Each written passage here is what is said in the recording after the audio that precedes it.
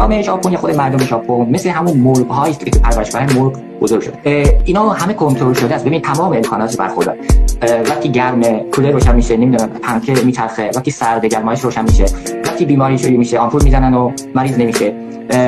ولی این مرغ خودش تصمیم گیرنده زندگی خودش نیست، از نیروی بیرونی کنترل میشه و بعدش هم دیگه معلومه کشته میشه و خورده میشه. فقط هم این آدمایی که توی جامعه ژاپن زندگی میکنن در واقع از مرحله اول، یعنی از سال اول دبستان این داستان شروع میشه که برای مانیوال نینگن، همون آدم ماشینی شدن پرورش داده میشه و هی مثلا نظم رعایت باید بشه، هی نمیدونم دستور باید رعایت بشه و از این چیزا نباید خارج بشه، نظر خودشون نباید ابراز کنه، فکر راحتی خودشون نباید خیلی زیاد نشون بده و این همه چیزها تهش میخوره به همون آدمای ماشینی.